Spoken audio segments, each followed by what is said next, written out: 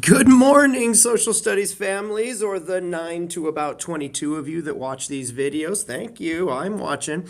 So let's talk a little bit about social studies here for our weekly video update. A little bit about what we have been doing, a little bit what we will be doing next week. So this is the week on the screen that we just are finishing today on the 15th of May. We have been finishing off our unit on the decline of civilizations. And last Thursday, remember I was out last Friday for a very lovely graduation. It was a lot of fun and we had great time. And thanks for everybody who said congratulations to me. It was a great notice. When I made my video last Thursday, a week early. This is what we were going to be working on. And then Thursday afternoon, the social studies team got together, Miss Elliott and myself, and we started kind of processing the next week and the next kind of month of school. And what we came to is that decline end of unit grade check that we typically do at the end of the unit, because decline was such a short unit and because we had just finished, and in some cases Ms. Elliott hadn't even quite finished yet even today, grading the ones from before for social structures. What we decided to do, and I told the kids this earlier in the week, is that we decided we're not going to do the decline of end of unit check as a graded assignment. Now, a bunch of students raised their hand and said, well, then why do we need to do any of the content that we're doing? And I said, well, you still have to know the content. We're just not going to assess you on it with a graded assignment. We are going to still do this assignment, which is our kind of notes that we do with our compelling questions, and I still need the students to understand geographic, economic, and political factors. I still need them to understand who Genghis Khan was and why Rome fell and what the Indus River Valley civilization was and why it possibly fell. So we're still doing the content. We're just not going to do a graded assignment at the end. We felt that we had enough grades. We felt that this was too close to the other big graded assignment, so we're just going to not do that. So that being said, here's where we are. Today we are going to do the 8 reasons why Rome fell, which is a reading with some graded questions that go with it, so students will get a grade for that today. We also are going to kind of finalize our unit on decline with our post-assessment on vocabulary, and then we're going to move on. And so if you look, see if I can get to it because it's hiding. If you look at, that's it. Sorry, I'm not even paying attention.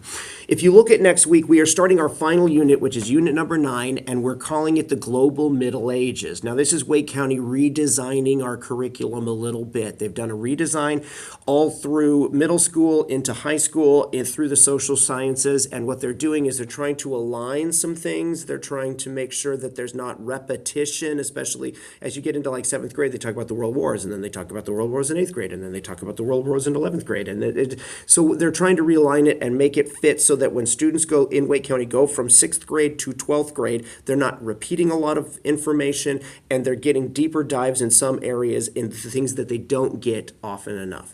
So we are the first kind of rollout of one piece of this, which is our 9th unit, which used to be the Middle Ages and the Renaissance and the Reformation. They're taking the Renaissance and Reformation and pushing it to 7th grade and giving us global Middle Ages, which means we're not just focusing on Europe, as you can see.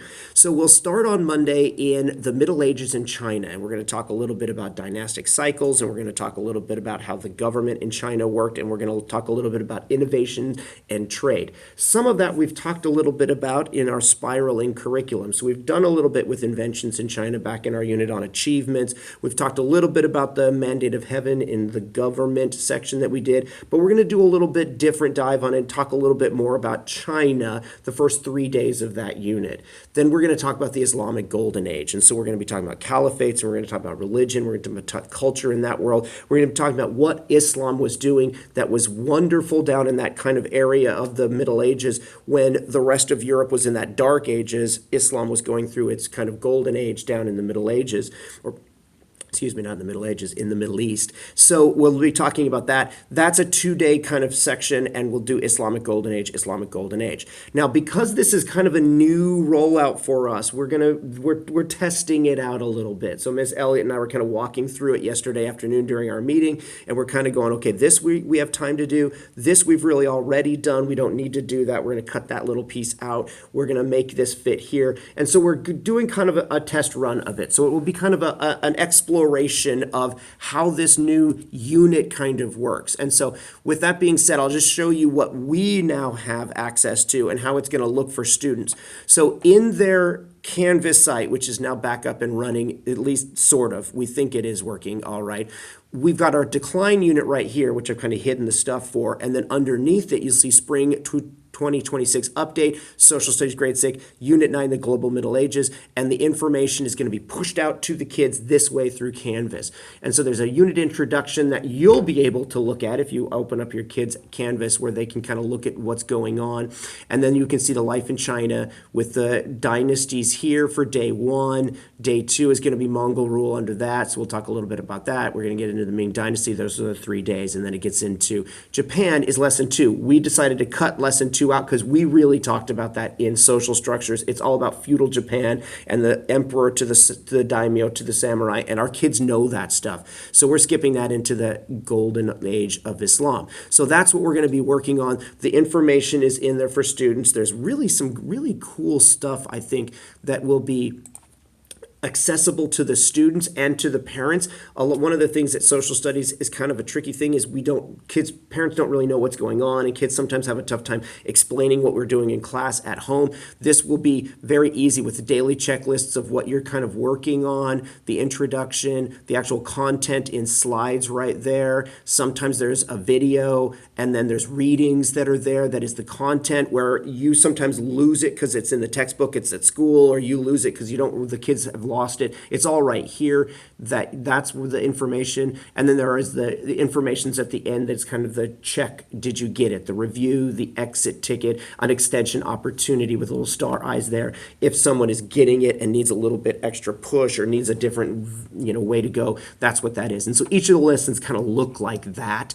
A lot of content, a lot of interesting things that we're going to kind of walk through. So that is what we are going to be working on starting next week. After the Age of Islam, we'll be getting into a little bit of the Byzantine Empire a little bit again, Justinian. We're going to be talking about European Middle Ages. Of course, that's still part of what we do, and that kind of finishes out the year for us. So we've got a lot of interesting new content to talk about and a lot of interesting things to kind of finish out our year with.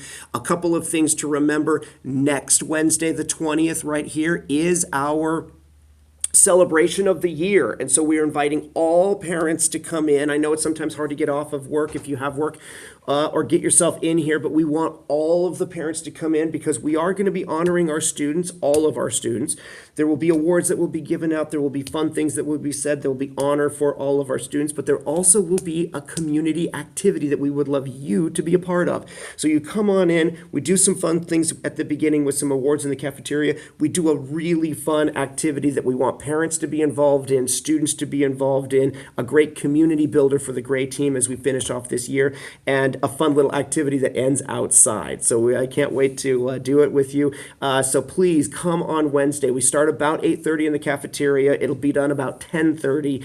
So if you have 2 hours in the morning, please come and join us. It should be a lot of fun. It should be a good celebratory time for all of our students and all of our families. Okay? So get that in mind. And then remember, EOGs are coming. The 29th is our first one on math, and we're going to start doing some math practice even here in social studies. All right? So if you have any questions, please let me know. If not, have a lovely, lovely, lovely weekend, and we'll talk to you next week.